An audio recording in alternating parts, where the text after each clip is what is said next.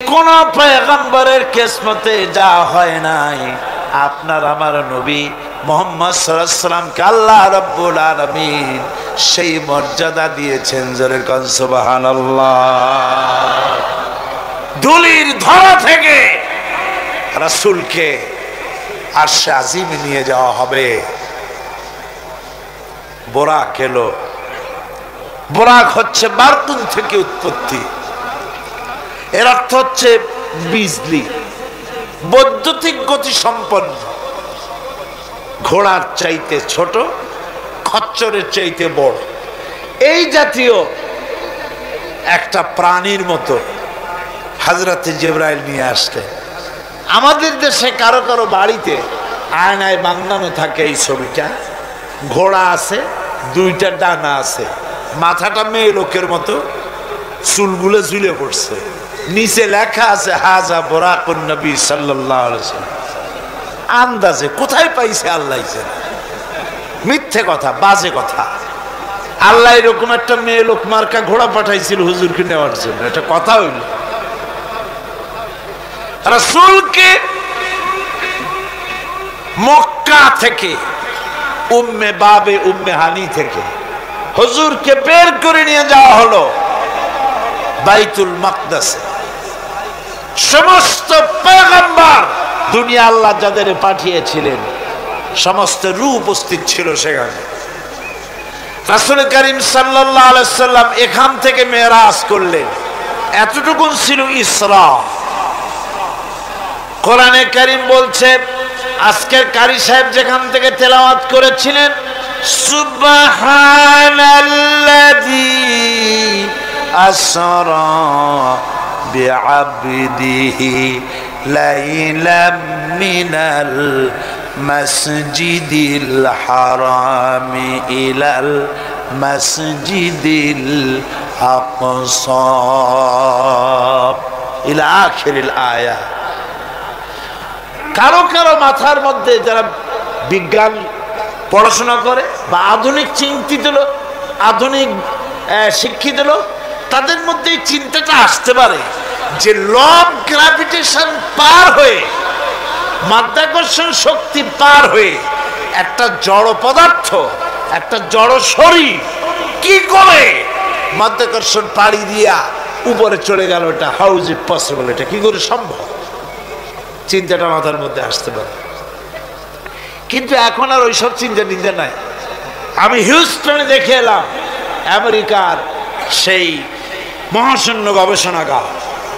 সেইখানে দেখলাম বিরাট রকেট, যে রকেটটা তারা পাঠাতে চেয়েছিল কিন্তু পাঠায় না।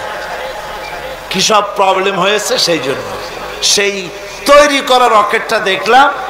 রকেটটার যে দরজাটা, সেই দরজাটারই ওজন হচ্ছে 20 টন। দরজা এমন টেকনোলজি দিয়ে দরজাটা তৈরি করা হয়েছে যে একটা লোকই দরজাটা এভাবে লাগাই দিতে পারে, আবার খুলেও দিতে পারে। 20 টন ওজন দরজা।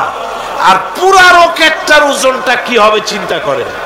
3টা জিনিস থাকে, 2টা থাকে সিলিন্ডার, আর একটা থাকে যেটার ভিতরে মানুষ থাকে, সেই মানুষ বসার জন্য একটা, আর 2টো সিলিন্ডার থাকে।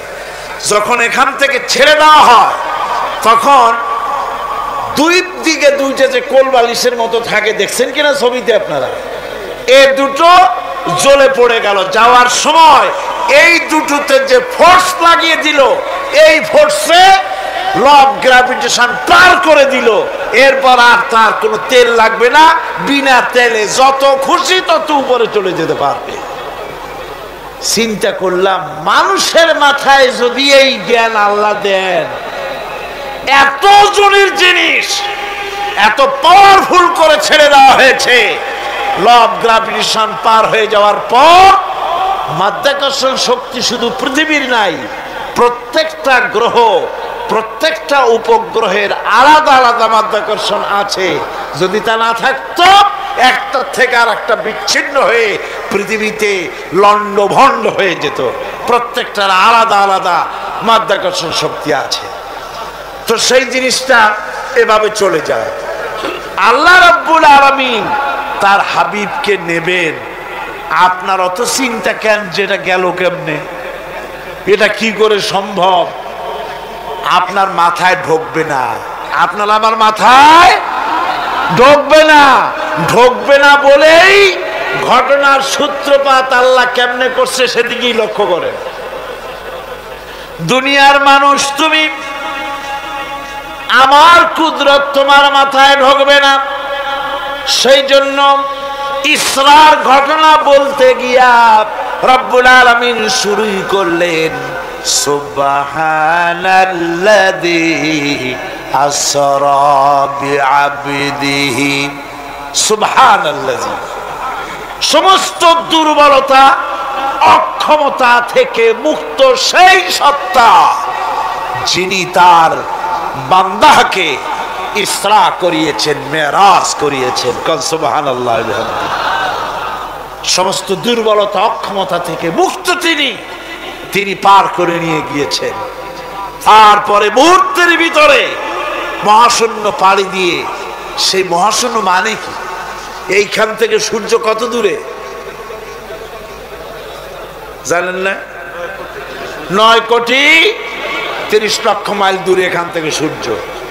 সেই সূর্য, তারপরে রয়েছে গ্যালাক্সি, মিল্কি ওয়ে, গ্রহ নক্ষত্র, সে যে কত দূরে, যে সমস্ত তারকা, এমন বহুত তারকা আছে যে তারকা সৃষ্টির পর তার আলো পৃথিবীর মাটি আজ পর্যন্ত স্পর্শ করে নাই, অথচ আলোর গতি প্রতি সেকেন্ডে কত মাইল?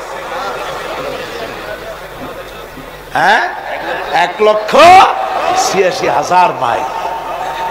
এই 1,86,000 মাইলের সেকেন্ড, এর মিনিট, এর ঘন্টা, এর দিন, এর সপ্তাহ, এর মাস, এর বছর, এটাকে বলা হয় লাইট ইয়ার, আলোকবর্ষ। সেই তারকা তৈরি হওয়ার পর কত সহস্র সহস্র লাইট ইয়ার চলে গেল, আজ পর্যন্ত সেই তারকার আলো পৃথিবীর মাটি স্পর্শ করতে পারে নাই। তাহলে সেই তারা কোথায়? আল্লাহ রাব্বুল আলামিন তার হাবিবকে চাঁদ, সূর্য, গ্রহ, নক্ষত্র, মহাশূন্য পাড়ি দিয়ে, তারপরে 7 আকাশ পাড়ি দিয়ে সিদরাতুল মুনতাহা পর্যন্ত নিয়ে গেলেন। জোরে কোন সুবহানাল্লাহ। এবার সিদরাতুল মুনতাহা পর্যন্ত যাওয়ার পথে যত ঘটনা ঘটল সেগুলো আপনারা ইতিহাস থেকে পড়ে নেবেন, ওগুলি বলার সময় আমার কাছে নাই। সিদরাতুল মুনতাহায় যাওয়ার পর হযরত জিবরাইল বলেন, আর আমি যেতে পারবো না, এটা হলো বিপজ্জনক বর্ডার। আমি যদি আর এক চুল অগ্রসর হই তাহলে আমি জ্বলে পুড়ে ছাই হয়ে যাব, আমার আর যাওয়ার অধিকার নাই। হুজুর সেখানে বসে থাকলেন। জিবরাইল বলে গেলেন, এখান থেকে আপনাকে নেওয়ার কুদরতি ব্যবস্থা হয়ে যাবে।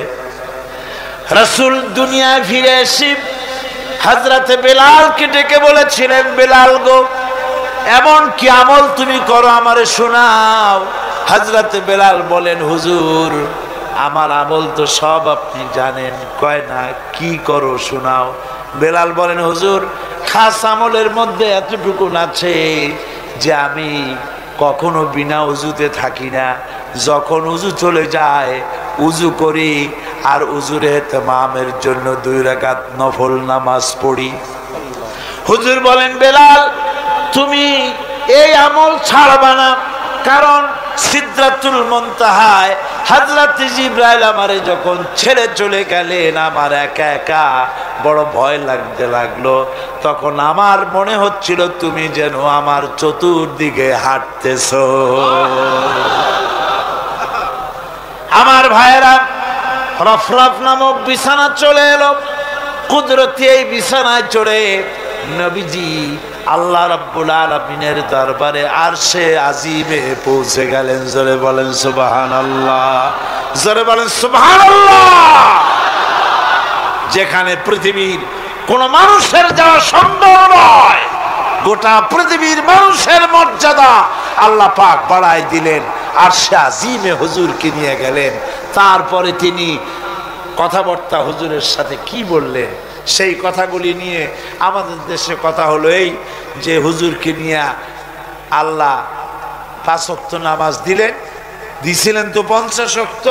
মুসা আলাইহিস সালামের সাথে দেখা না হইলে তো কাম সারছিল, আমাদের আর উপায় ছিল না। আরে ভাই, শুধু নামাজ দেওয়াই যদি উদ্দেশ্য হবে তাহলে রোজার মতো তো আল্লাহ দুনিয়ায় বসে দিতে পারতেন কিনা? হজের মতো, যাকাতের মতো পারতেন কিনা? শুধু নামাজের জন্য নয়, আল্লাহ পাকের কায়নাত দেখাবার জন্য আল্লাহ পাক তাকে নিয়েছিলেন। বেহেশত দেখাইছেন, দোজখ দেখাইছেন, ভালো কাজ করলে কিরকম শান্তি হবে, খারাপ কাজ করলে কিরকম শাস্তি হবে চোখে দেখাই দিয়েছেন মুহাম্মদ রাসূলুল্লাহ সাল্লাল্লাহু আলাইহি ওয়াসাল্লামকে। মেরাজ থেকে ফিরে এলেন, ঘরে এসে দেখেন উজুর পানি, উজু করে যে গেছিলেন উজুর পানি তখনও গড়াচ্ছে। যে দরজা দিয়ে বেরিয়েছিলেন দরজাটা ধাক্কায় তখনও কাঁপতেছে। যে বিছানায় শোয়া ছিলেন সে বিছানায় মানুষ শুয়ে থাকলে যেমন উষ্ণ থাকে সেরকমের উষ্ণ ভাব তখনও আছে। কেমনে হলো মাথায় ঢুকবে না। সুবহানাল্লাহ কোন ঢুকবে? জোরে কোন সুবহানাল্লাহ। এটার ব্যাপারে কোনো বিজ্ঞান দর্শন যুক্তির প্রয়োজন নাই। প্রয়োজন শুধু এতটুকু, আল্লাহ তার হাবিবরে নেবেন, কত দ্রুত নিবেন, কত দ্রুত পাঠাবেন এটা তিনিই ভালো জানেন, আমাদের কোনো জানার কথা না। ঠিক কিনা কর? তবে দৃষ্টান্ত যদি চান তাহলে আমি দৃষ্টান্তটা এভাবে দিতে পারি বুঝাবার জন্য একটা দৃষ্টান্ত দিতে পারি। সেটা হলো এই, ধরেন বাংলাদেশে কোনো প্রেসিডেন্ট আসবে, পৃথিবীর যে কোনো দেশের এক প্রেসিডেন্ট আসবে। এটা আসার যখন খবর হয়ে যাবে তখন পত্র পত্রিকায় রুট বলে দেওয়া হয়, এই রুটে রাষ্ট্রীয় মেহমান রাষ্ট্রীয় অতিথি ভবনে আসবেন, এই রাস্তা দিয়ে সাধারণ ট্রাফিক চলাচল বন্ধ থাকবে। এয়ারপোর্ট থেকে নিয়ে রাষ্ট্রীয় অতিথি ভবন পর্যন্ত মেহমান না আসা পর্যন্ত সমস্ত ট্রাফিক চলাচল বন্ধ। মেহমান পৌঁছে যাবে, তারপরে আবার স্বাভাবিক ট্রাফিক চলবে। এটা জানেন কিনা? এইটা যদি পৃথিবীর সামান্য সলিমদ্দি কসিমদ্দি এই জন্য বলছি, আজ আছে কাল নাই। ঠিক কিনা গণ? আজ মন্ত্রিত্ব গেল, কালকে রাস্তায় দাঁড়ায় বলবে রিকশাওয়ালা আমার একটু নেওয়া, বাজারে মাছ কিনতে যাব। ঠিক কিনা? সুতরাং এদের তো কোনো মর্যাদা নাই, আজ আছে কাল নাই। এই দুনিয়ার সলিমদ্দি কসিমদ্দির জন্য যদি এভাবে ট্রাফিক চলাচল বন্ধ করে দেওয়া হয় তাহলে আকাশ এবং জমিনে আল্লাহ রাব্বুল আলামিনের সর্বশ্রেষ্ঠ মেহমান জনাবে মুহাম্মদুর রাসূলুল্লাহ সাল্লাল্লাহু আলাইহি সাল্লাম, এই মেহমান আল্লাহর দরবারে যাবেন। আল্লাহ যদি বলে দিয়ে থাকেন, আল্লাহ যদি হুকুম করে থাকেন, সময়ের গতি, বার্ষিক গতি, আহ্নিক গতি, আকাশের গতি, সূর্যের গতি, সময়ের গতি, রাত 3:45 10 সেকেন্ড, এখন সমস্ত গতি স্তব্ধ হয়ে যায়। আমার হাবিব আমার দরবার থেকে ঘুরে যখন ঘরে ফিরে যাবেন আবার 3:45 11 সেকেন্ড থেকে শুরু হয়ে যাবে। যদি আল্লাহ এমনটি করে থাকেন তাহলে উজুর পানি গড়াতে দেখা আর দরজা কাঁপতে দেখা অসম্ভব। জোরে বলেন অসম্ভব। এটা আমি একটা দৃষ্টান্ত দিলাম মাত্র। আসলে আল্লাহ পাক করিয়েছেন তার হাবিবকে, কোন কাইফিয়াতে কিভাবে নিয়েছেন আল্লাহ নিয়েছেন তার হাবিবরে। আপনার চিন্তা করার কোনো দরকার নাই, ঘুম নষ্ট করে দরকার নাই। আল্লাহ তার হাবিবকে মেরাজ করিয়েছেন। জোরে কোন সুবহানাল্লাহ, চিল্লায় কোন সুবহানাল্লাহ। ভাইরা আমার,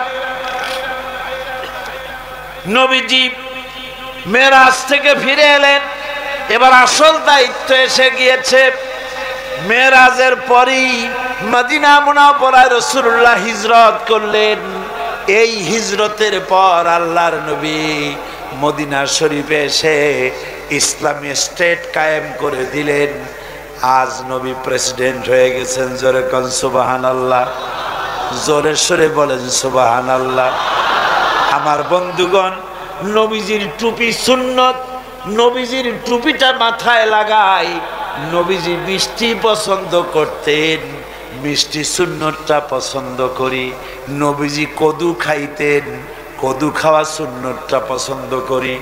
নবীজি চোখে সুরমা লাগাতেন, সুরমা লাগানোর সুন্নত পছন্দ করি। কিন্তু নবীজি রাষ্ট্র দখল করে প্রেসিডেন্ট হয়েছিলেন, আর আল্লাহর দিন কায়েমের জন্য তায়েফে যে রক্ত দিয়েছিলেন সেটাও যে সুন্নত। আবার ওহদে যে দান মুবারক শহীদ হয়েছিল সেটাও যে সুন্নত। মা বাপের জায়গা জমি ঘর বাড়ি ছেড়ে দিয়ে হিজরত করেছিলেন। এই সুন্নত বড় কঠিন, এই কঠিন সুন্নতের কাছে মুসলমানের পাওয়া যায় না, ঠিক কিনা? এই সুন্নতগুলি পালন করা কঠিন। নবীর কোন সুন্নত ছোট নয়, নবীর কোন সুন্নত ছোট। মিয়া সাহেব মনে রাখেন, গোটা আকাশ গোটা জমিন যদি বিক্রি করা হয়, রাসূলুল্লাহর একটা সুন্নতের মূল্য দেওয়া যাবে না। আল্লাহু আকবার বল।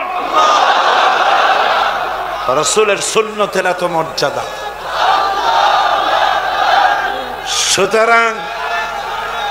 সুতরাং রাসূলুল্লাহ আল্লাহর নবী পৃথিবীতে এলেন।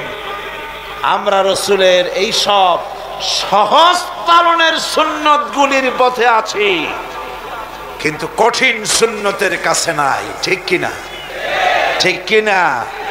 আমার বন্ধুগণ, নবীজি মদিনা এলেন, আজ নবীজি প্রেসিডেন্ট। নবীর উপর ঈমান আনার অর্থ কি?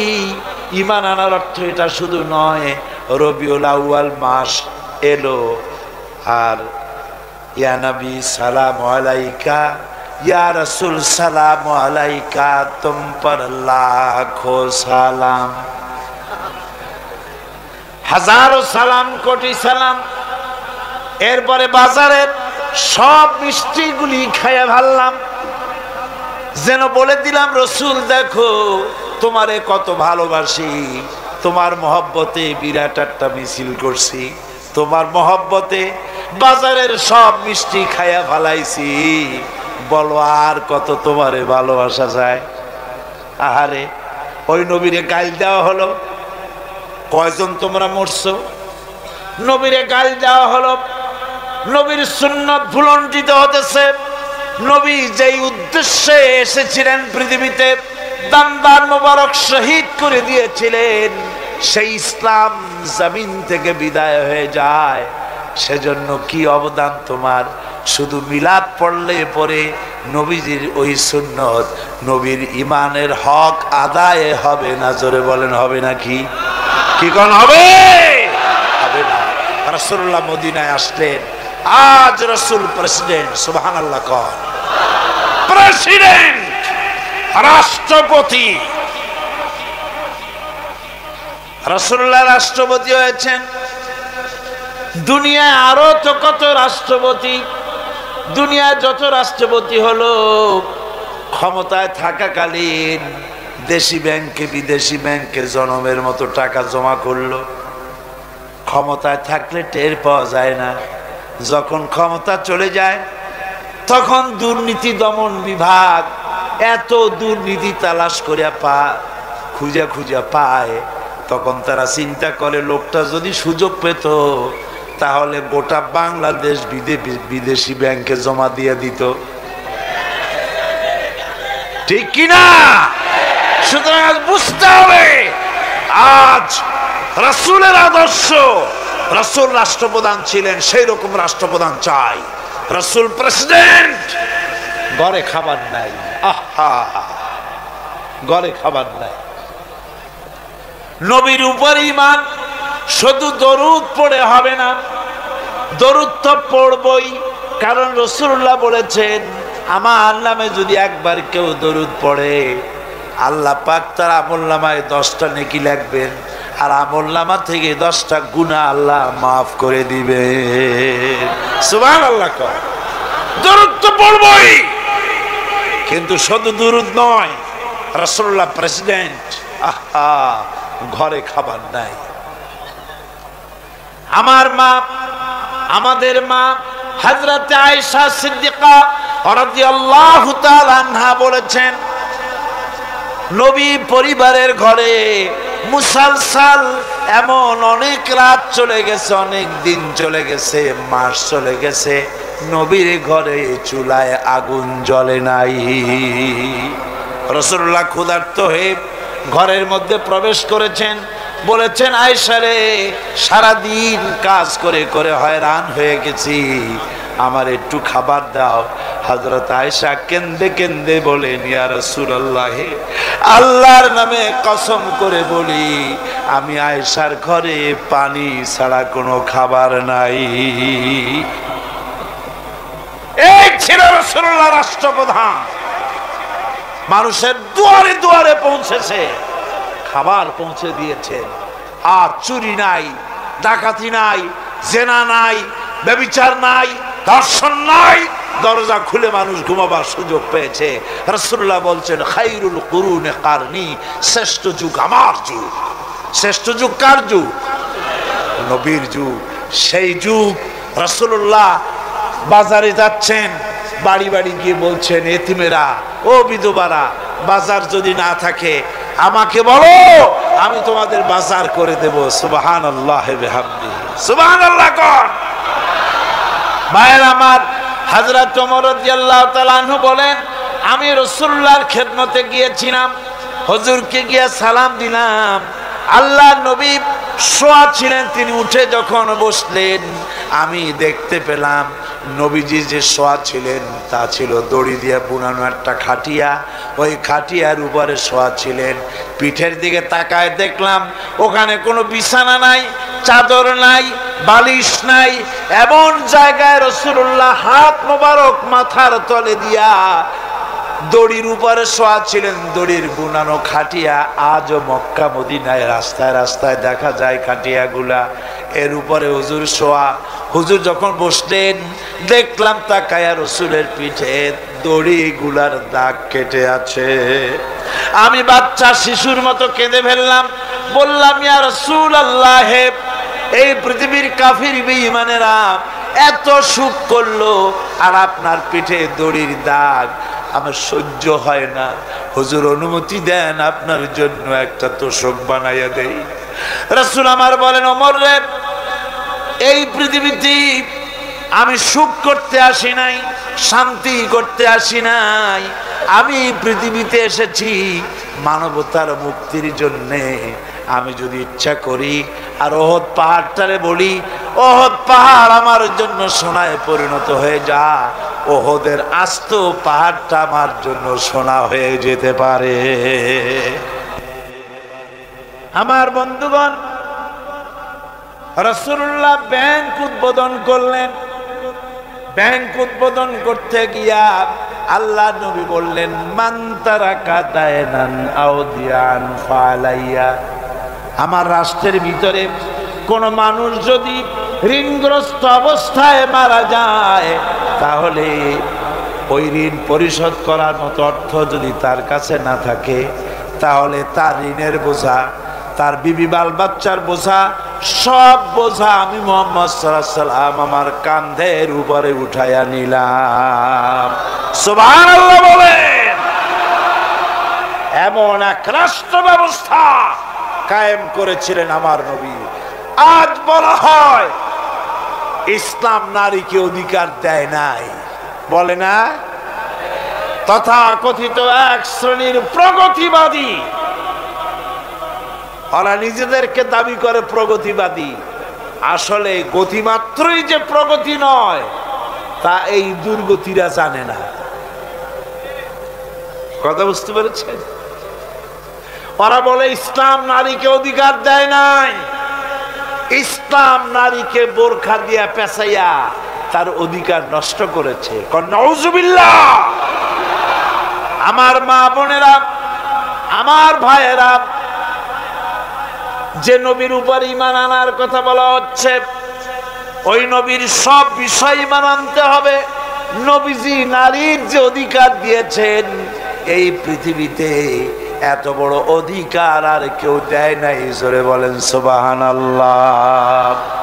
আমার ভাইয়েরা শুনুন, কোন মানুষের যদি 3টা মেয়ে হয়, রাসূলুল্লাহ বলেছেন 3 মেয়ের পিতা যদি কেউ হয়, তাহলে ওই 3টা মেয়েকে যদি যত্ন করে, ভালোবাসে, মহব্বত করে, দিন শিখায়, আদব শিখায়, আর তাদেরকে যদি সৎপাত্রস্থ করতে পারে, কিয়ামতের দিন আমি মুহাম্মদ সাল্লাল্লাহু আলাইহি সাল্লাম আর ওই 3 কন্যার পিতা বেহেশতে এক জায়গায় থাকবো। ছেলের ব্যাপারে কিন্তু কথা বলা হয়নি, কথা বলা হয়েছে কাদের ব্যাপারে? মেয়েদের ব্যাপারে। মা বোনেরা, আমি বিশ্বাস করি আপনারা যদি জানতেন, পৃথিবীর মুসলিম মহিলারা যদি জানতেন ইসলাম তাকে কি অধিকার দিয়েছে, তাহলে সব রকমের নারী পক্ষ, নারী অধিকার আন্দোলন, এই হাবিজাবি আন্দোলনের বুকে লাথি মেরে সব মেয়ে লোক রাস্তায় নেমে মিছিল করতে গভর্নমেন্টের বিরুদ্ধে। যে কোরআন আমাদের যে অধিকার দিয়েছে, রাসূল যে অধিকার দিয়েছে, সেই অধিকার ফিরিয়ে দাও।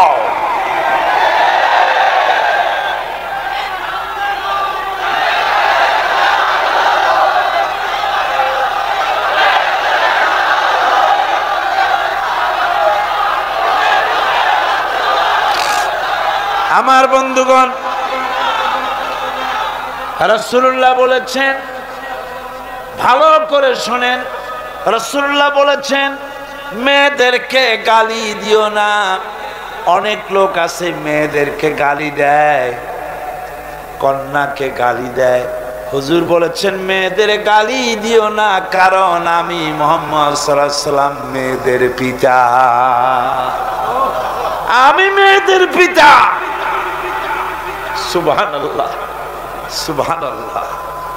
ভাইরা, হুজুরের বেঁচে ছিল কারা, ছেলেরা না মেয়েরা? কোন আপনারা কারা বেঁচে ছিল? সব ছেলেরা মারা গেছিলেন, ঠিক না?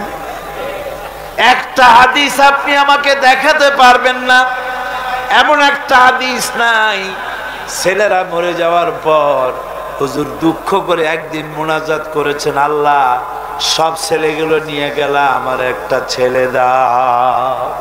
একটা হাদিস নাই, একদিনের জন্য রাসূলুল্লাহ দোয়া করেন নাই। মেয়েতেই সন্তুষ্ট ছিল। মেয়ের কথা হুজুর বলেছেন, মেয়ের কথা বলেছেন, যখন তোমরা বাইরে যাবা, বিদেশে যাবা, বাজারে যাবা, কিছু না কিছু উপহার নিয়ে আসবা বাড়ি, আর উপহার এনে আগে দেবা মেয়েকে। সুবহানাল্লাহ কর। আগে কারে? মেয়েকে। সেই মেয়েরা আজ সমাজের সবচাইতে বেশি অবহেলিত, ঠিক কিনা কর? মেয়েটা একটু বড় হলেই আর একটা ছেলে যখন জন্মগ্রহণ করে, তখন এই ছেলেটারে কোলে নিতে নিতে ওর কাম সারা হয়ে যায়। তারপর বাড়িতে ভালো রান্না বান্না হলে ছেলের কিসমতে মুরগির কলজা, মুরগির ভালো ভালো অংশ, মাছের মাথা সব ছেলের, মেয়ের কিসমতে হয় না। কথা ঠিক কিনা? ঠিক কিনা? এরপরে যদি রোগ হয়, মেয়ের অসুখ হয়েছে, ধৈর্য ধরতে তাকে নসিহত করা হয়, আর ছেলের অসুখ হওয়ার সাথে সাথে ডাক্তার 15টা বাড়িতে চলে আসে, ঠিক কিনা? এই বৈষম্য ইসলাম করেনি, আপনারা করেছেন, সমাজ করেছে। এই বৈষম্য ইসলাম করেনি। আমার বন্ধুগণ, মেয়েদের মর্যাদা কত বেশি, আল্লাহ রাসূল কত মর্যাদা দিয়েছেন নারীকে, মেয়েদেরকে কত মর্যাদা দিলেন। এই মেয়ে তার কিসমতে বাড়িতে এই অবস্থা হলো। তারপরে যখন বড় হলো, বিবাহ দেওয়ার সময় বাপে করলো কি? বাপ বিবাহের সময় মেয়েকে একটা পালঙ্ক দিল, সোফা সেট দিল, কাপড় চোপড় দিল, সোনা দানা দিল, বাস বাসানির মতো একটা আসসালামু আলাইকুম দিয়ে দিল, যাও। জমির ভাগ দিল না, বাড়ির ভাগ দিল না, ব্যবসার ভাগ দিল না, জমি বাড়ি টাকা পয়সা সবকিছু ছেলেদের নামে লিখে দিল। মেয়েটাকে জনমের মতো ব্যবসার টাকা দিয়া বাড়ি দিয়া বঞ্চিত করে দিল। ঠিক কিনা কর? ঠিক কিনা? এরপরে হাজী শাহ মক্কা শরীফ গেছে, মায়েরে ঠগাইছে জন্মের ঠগান। মক্কা শরীফ থেকে হজ করে আইসা 15 হাত লম্বা জামারটা গায়ে দিয়ে আসছে। এরপরে মক্কা শরীফের জায়নামাজের উপরে সেজদা দিয়ে মোনাজাত করে কয়, আল্লাহ আমি যেন দোজখে না যাই, আমারে বেহেশতে দিও। ফেরেশতারা কয়, পাজি তুই মর আগে জন্মের বেহেশত করে খাওয়ায়। মেয়েরে ঠকাইছিস, বোনের ঠকাইছিস, ফুপুকে ঠকাইছিস, বেহেশত তো সোজা তোর মামু বাড়ি। মেয়েকে ঠকানো যাবে না। ছেলের যে অধিকার আছে, মেয়েরও সে অধিকার আছে। এই অধিকারের কথা কোরআনে বলা আছে, নাই? চিল্লায় বলেন নাই? আছে। মেয়ের অধিকার আদায় করেন। আপনার ধানি জমি থেকে তার অংশ দিবেন, আপনার বাড়ির জমিন থেকে অংশ দিবেন, আপনার ব্যবসার টাকার অংশ দিবেন। ছেলেও আপনার, মেয়েও আপনার। আপনার নামাজ, রোজা, হজ, যাকাত, তাহাজ্জুদ কাজে লাগবে না যদি মেয়েকে ঠকান। ইসলাম নারীকে এই অধিকার দিয়েছে। এই মেয়ে কদিন পরে আর একজনের বউ হয়ে গেল। বিবাহের সময় দেখেন অধিকার কার বেশি? সুবহানাল্লাহ কর। আমি বলি সারা পৃথিবী সমস্ত মানুষ যদি তাদের কলিজাটা ছিঁড়া রাসূলুল্লাহর পায়ের উপরে দিয়ে দিত, রাসূলুল্লাহ ঋণ শোধ হতো না। এ পৃথিবীর মানুষের অধিকার তিনি দিচ্ছেন। নারীর কোনো সম্মান নাই। যেই যুগে মেয়ে হয়েছে, শোনা মাত্র গলাটা টিপে মেরে ফেলাই দিত। আল্লাহ কোরআন শরীফে বলছেন, বিআইয়ি যামবিন কুতিলাত, কোন অপরাধে মেয়েগুলির মেরে ফেলতেছ? অপরাধটা করছি, এই মেয়ে মেরে ফেলতেছে। ওই যে হাদিস শরীফে একটা লোক গিয়ে কাঁদতেছিল মুসলমান হওয়ার পর। হুজুর কয়, কান্দো কেন? ওই যে আমার গুনাহ কি মাফ হয়েছে? হুজুর বলেন, হ্যাঁ মাফ হয়ে গেছে। কলেমা পড়ছো, মাফ হয়ে গেছে। কয় যে হুজুর আমি তো মারাত্মক গুনাহ করছি। বলে কি? বলে আমার একটা মেয়ে, সেই মেয়েটাকে নিয়ে আমি, ঘটনা লম্বা, আমি সংক্ষেপে বলতেছি, মেয়েটাকে ফাঁকি দিয়া তারে আমি মারবো, বুঝতে দেই নাই আমার বউরে। বললাম চলো বেড়াইতে যাই। মেয়েটা আমার সাথে সাজায় দিয়েছে তার মা, বেড়াতে নিয়ে যাবো এই কথা মনে করে। মেয়েটা কদ্দূর যায়, আবার আব্বা আব্বা বলে আমার দিকে ফিরে আসে, আবার পিছনে থাকে, আবার আব্বা আব্বা বলে জড়ায় ধরে। এইভাবে করতে করতে যখন নির্জন এলাকায় গেলাম, আমি পাহাড়ের পাশে গর্ত খোঁড়া আরম্ভ করলাম। গর্ত খুঁজি আর মাটি ছিটে এসে আমার দাড়িতে লাগে। বাচ্চা মেয়েটা আমার কাছে এসে দাড়ি দিয়ে ধুল ঝাড়ায় দেয়, কয় আব্বা তোমার দাড়িতে ধুল লাগতেছে, তুমি এই কষ্ট করতেছো কেন? মেয়ে তো বোঝে না যে আমি তার জন্য কবর খুঁজতেছি। কবরটা খোঁড়া হয়ে যাওয়ার পর মেয়েটারে বান্ধা শুরু করলাম। মেয়ে এখন কাঁদতেছে, বাবা আমার বান্ধো কেন? আমি তারে বাঁধা জোরে ওর মধ্যে নিক্ষেপ করে দিলাম। মেয়েটা গর্তের মধ্যে বসে চিৎকার করে বলছে, আব্বা তুমি আমারে বাঁচতে দাও, আমি তোমারে বাপ বলে সমাজে হ্যাঁ করব না, আমি ভিক্ষা করে খাবো, আমারে বাইরো না। লোকটি বলছি, ইয়া রাসূলুল্লাহ, আমার মনে দরদ আসলো না, আমি একটা পাথর উঁচু করে আমার মেয়ের বুক লক্ষ্য করে জোরে মেরে দিলাম, বুকটা ফেটে রক্ত ফিনকি দিয়ে উঠলো, আর মেয়ের বুক থেকে আওয়াজ বেরোলো, আব্বা। আমার কানে যেন এখনো সেই আওয়াজ বাজে। হাদিস শরীফে এসেছে, হুজুরের চোখের পানি দাড়ি ভিজে ভিজে জামার উপরে পড়তেছিল। হুজুর বললেন, আহারে, মানুষেও পারে এইরকম কাম করতে।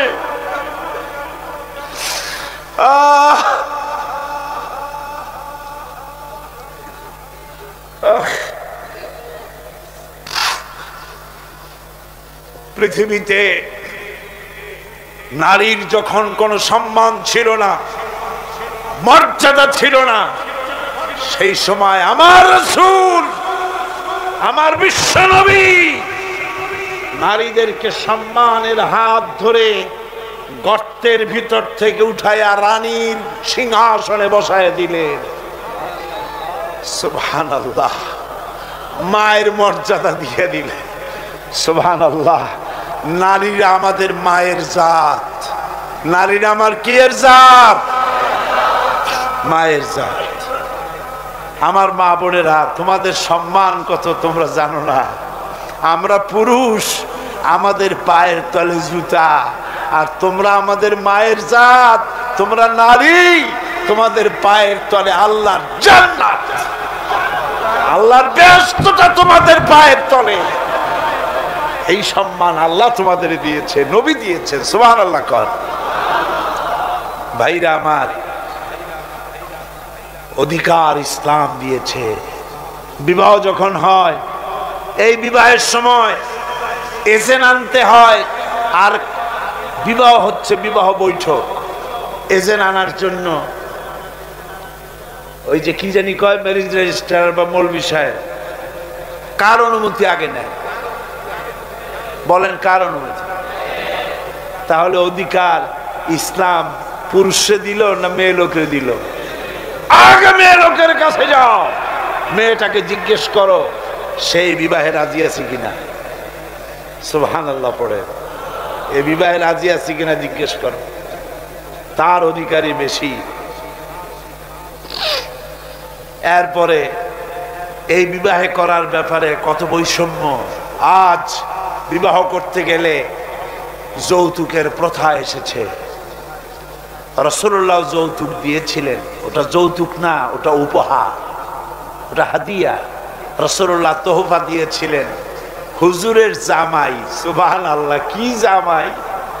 এক জামাই তো জিন্নুর আইন, যাকে ফেরেশতারা পর্যন্ত লজ্জা করত যারে দেখে, হযরত উসমান রাদিয়াল্লাহু তাআলা আনহু। আরেকজন হযরত আলী কাররামাল্লাহু ওয়াজহাহু। হযরত আলী, যার সম্পর্কে রাসূল পাক সাল্লাল্লাহু আলাইহি ওয়াসাল্লাম যাকে কত সম্মান দিয়েছেন, কত মর্যাদা দিয়েছেন, এই হলো হযরত আলী, হুজুরের জামাই। আনা মদিনাতুল ইলম ওয়া আলিয়ুম বাবুহা, আমি হলাম জ্ঞানের রাজ্য, আর আলী হলো সেই রাজ্যে প্রবেশের দরজা। সুবহানাল্লাহ। ভাইরা, এই হলো জামাই, আর মেয়ে খাতুনে জান্নাত, বিনতে রাসূল, বেহেশতের সমস্ত রমণীদের সরদারিনী মা ফাতিমাতুজ জাহরা রাদিয়াল্লাহু তাআলা আনহা। কি উপহার দিলেন বিয়েতে রাসূল! এই মেয়ে আর এই জামাই, উপহার হলো খেজুরের ছোবড়ার একটা তোষক, পানি উঠাবার জন্য একটা মশক, আর আটা পেশা একটা জাতা। এই হলো নবীর মেয়ে আর জামাইয়ের জন্য উপহার। আজ সমাজের ভেতরে যৌতুক সৃষ্টি হয়েছে। এই যৌতুক নিতেছে মুসলমানেরা, কন্যা পক্ষের কাছ থেকে দাবি করে যৌতুক আদায় করা হচ্ছে। ঠিক কিনা কর? যৌতুক দিতে হবে, যৌতুক দিতে হবে। কি দিবা? পাজেরো জিপ লেটেস্ট মডেল, 10 লক্ষ টাকার ক্যাশ, গুলশানে অফিস, মঙ্গল গ্রহে বাড়ি। মানে মেয়ে জন্ম দিয়া বাপ এমন বিপদে পড়েছে যেন তওবা করা দরকার, আল্লাহ আমারে মাইয়ে দিও না। ঠিক কিনা কর? সমাজের অভিশাপ, হারাম। আপনি মেয়ে বিয়ে দেওয়ার সময়, ছেলে বিয়ে দেওয়ার সময় কন্যা পক্ষের কাছ থেকে ডিমান্ড করতে পারবেন না। যদি বর কন্যা পক্ষ ইচ্ছে করে কিছু দেয়, দেওয়া সুন্নত, নেওয়া সুন্নত, কিন্তু দাবি করতে পারবেন না। দাবি করে যদি নেন, শূকরের মাংস খাওয়া কি বলেন নাকি? কুত্তার পায়খানা খাওয়া কি? আর যারা জবাব দিলেন না তাদের জন্য কি মোবা? কুত্তার পায়খানা খাওয়া কি? সুতরাং মেয়ে বিয়ে, ছেলে বিয়ে দেওয়ার সময় কন্যা পক্ষের কাছ থেকে যৌতুক আদায়ের নামে দাবি করে কোনো কিছু শুয়ারের মাংসের মতো, কুত্তার পায়খানার মতো এসব জিনিস আপনারা কি দাবি করে আদায় করবেন? আমি আজকে দেখতে চাই যে সব পিতারা মাহফিলে এসেছেন, ছেলের বিয়ে আজও দেন নাই, সেই সব পিতারা কোরআনের মাহফিলে হাত তুলে শপথ করেন কুত্তার পায়খানা খাবেন না, শুয়ারের মাংস খাবেন না। হাত উঁচু করেন। ওই ছেলেরা, তুমি বাপ হইছো কবে? হাত নামাও। ছেলেরা না, শুধু পিতারা, ছেলের বাপেরা হাত উঁচু কর, আমি দেখবো। তা হোক, ছেলের বাপেরা হাত উঁচু করো, আমি দেখবো। আলহামদুলিল্লাহ, হাত নামান, কোন আলহামদুলিল্লাহ, আরো জোরে কোন আলহামদুলিল্লাহ।